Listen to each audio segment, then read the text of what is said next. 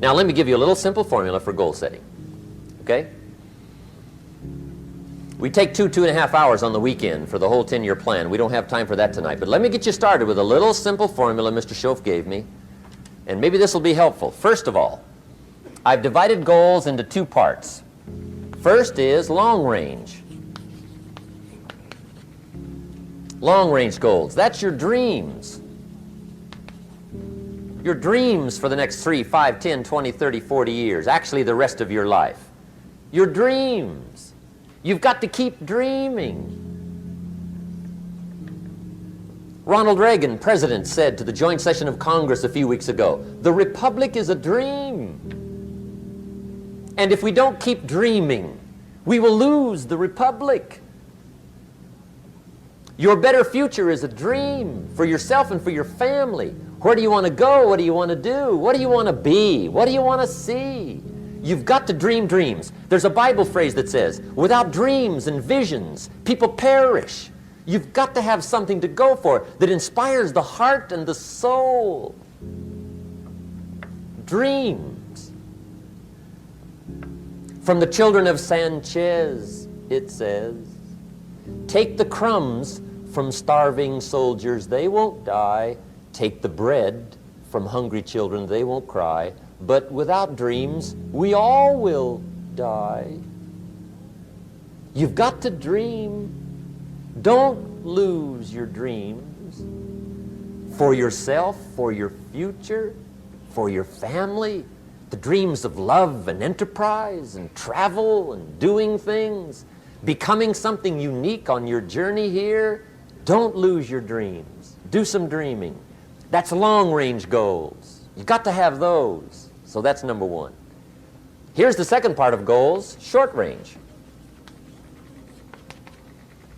Short-range goals. That's your goals for tomorrow, this week, this month, this year, the immediate future. We call these confidence builders. Because if you set up something short-range, go for it, get it, latch onto it, work hard, accomplish it. That starts building your strong feelings to go for your dreams. Now, I've divided goals into 3 categories. Here they are.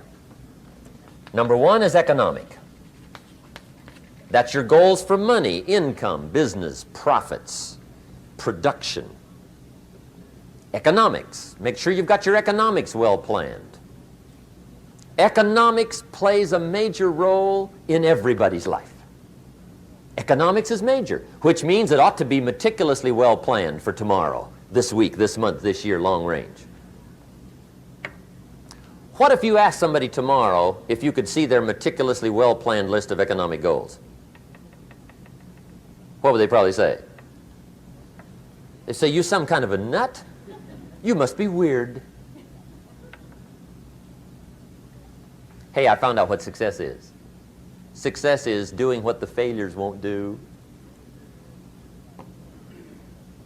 Make sure you've got your economics well planned. It'll put you in the top 5%.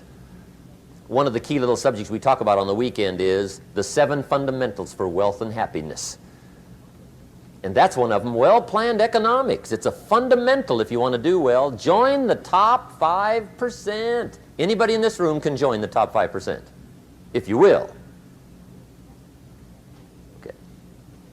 Now here's the second category of goals, things. Make a list of the things you want. And on my list of things, now I put everything. Little things as well as major things. Doesn't matter how small it is, it goes on my list. I used to just put major things, cars, homes. I don't do that anymore. I now load my list with everything. Everything. And the reason is, part of the fun of having a list is checking it off. That's it. Boy, at the end of the day, if you can go, got it, got it, got it, got it, got it, got it, whatever it is, right? You get into the habit. So load up your list, the things you want. Now, when you check off something major, celebrate. That's an important point to make. Celebrate your achievements. Live it up. Have a party when you reach something you've worked for a while. See, we all grow from 2 experiences. One is called the pain of losing. The other one is called the joy of winning. We need both of them. Amplify them as much as you can, which also means make losing painful. If you set up something, fooled around, didn't get it, put it on yourself. On the other side, if you did get it, congratulate yourself. Self-congratulations is a sign of maturity. Seeking congratulations is a sign of immaturity. But hey, winning and losing, see, that's what it's all about. That's the name of the game. Now, some people lead such mediocre lives, at the end of the day, they don't know whether they're winning or losing. They got no clue. Guy's just going through the day with his fingers crossed. There's a better way. Okay, here's the third category of goals, personal development. Put those goals together. Personal development goals. That's your goals to be stronger, more decisive, be a speaker, be a leader, learn a language, all kinds of skills.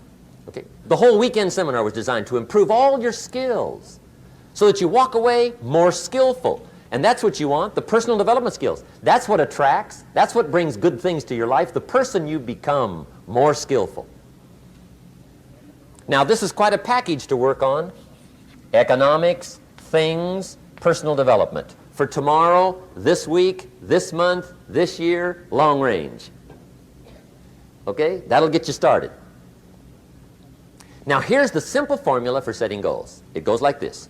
A, work on your goals. That's step one. Work on them. And I put the word work there deliberately. Setting goals is plain hard work. I don't want to kid you. We haven't come here tonight to kid each other. It's work. I know it's work. That's why a lot of people just let it slide. It's work. Many people work hard on their job, but they don't work hard on their future. They just let that slide. And the work involved is making plans. I know most people don't. I understand that, but don't let that be you. Guy says, well, yeah, you work where I work, but the time you struggle home, it's late. You got to eat a bite of supper, watch a little TV, get to bed. You can't sit up half the night, plan, plan, plan. And the guy's behind. Good worker, hard worker, sincere. But you got to be better than sincere, working hard.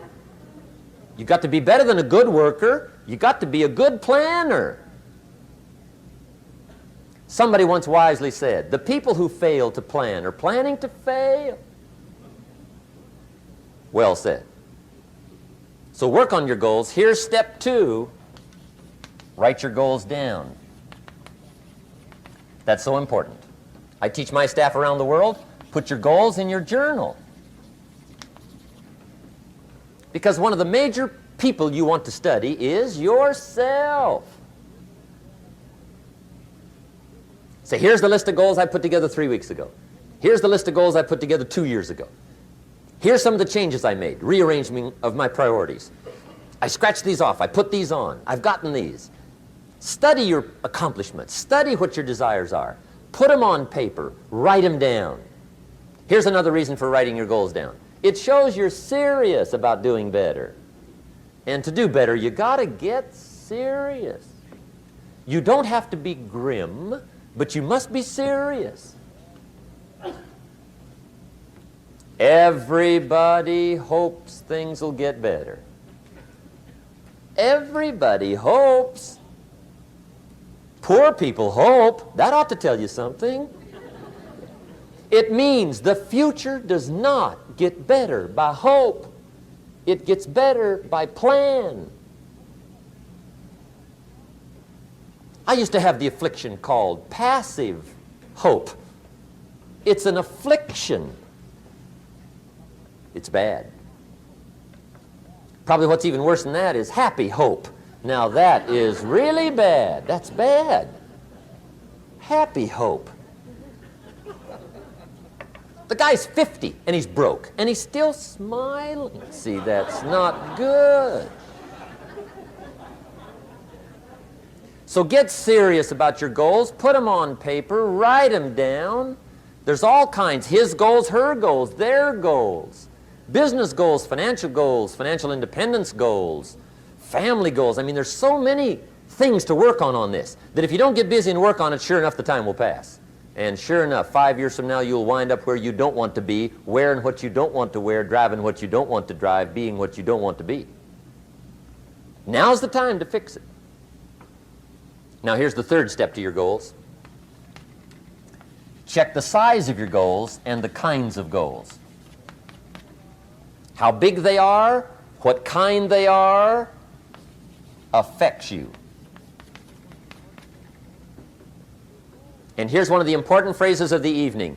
Your goals are affecting you, whatever they are. Your goals affect your handshake. Your goals affect your attitude, personality. Your goals affect the way you walk, the way you talk, the way you dress. All day long, we're being affected by our goals. Now, some people have goals, but they have such lousy goals. The effect is bad. I asked a guy one time, what are your goals for this month? The guy said, look, if I could just scrape up enough money to pay these lousy bills. That was his goal.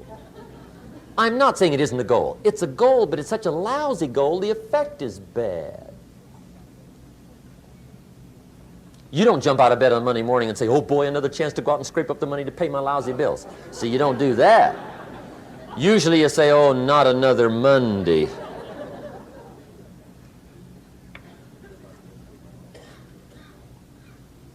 And some people have so given up on life, they have joined the thank God it's Friday club. How sad. Surely those are the same people, when life is over for them, will say, thank God it's over.